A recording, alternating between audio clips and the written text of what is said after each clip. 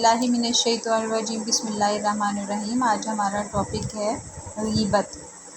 तो ग़ीबत के बारे में आज हमने एक सबक पढ़ा था उस्ताज़ा से सूरह हुजरात का, जिसमें ग़ीबत के बारे में बताया गया था। ग़ीबत के बारे में हुक्म है कि ये समझो आप कि जैसे ग़ीबत करते हुए आप ये सोचा करो कि मैं अपने भाई का कच्चा गोश्त खा रही हूँ या खा रहा हूँ। तो इस ग़ीबत को कच्चा गोश्त खाने से तशबीह दी गई है, और ये आप सूरह हुजरात में ज़रूर पढ़िएगा। और ग़ीबत से नफ़रत करने और उसको छोड़ने के लिए मेरा ख़्याल है कि ये काफ़ी होगी। ग़ीबत एक बहुत बड़ा गुनाह है, गुनाह कबीरा है, इसलिए इस सख्ती से डराया गया है ग़ीबत से, और इसीलिए मुर्दा भाई का गोश्त खाने से तशबीह दी गई है। आप देखें कि हम मुर्दा जानवर का गोश्त नहीं खा सकते, सोचने से भी हमें घिन आती है।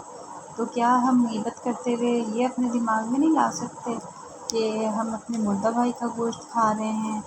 इमेजिन करके ज़रा देखें तो खुद ही दिल में कराहत आएगी और इंशाल्लाह ये आदत छूट जाएगी। और अच्छा, ग़ीबत करने का कफ़ारा क्या है?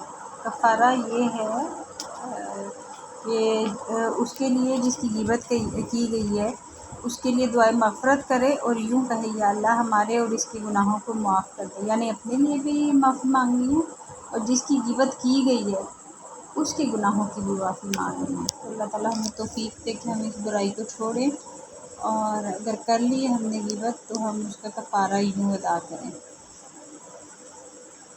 तो इंशाल्लाह आप सूरह हुजरात पढ़िएगा और आप खुद ये एक्सपीरियंस करेंगे कि जब आप इन आयात का तर्जुमा पढ़ेंगे और अपने दिल में महसूस करेंगे कराहियत, तो इंशाल्लाह ग़ीबत की आदत छूट भी जाएगी और ग़ीबत से नफ़रत महसूस होगी। आमीन।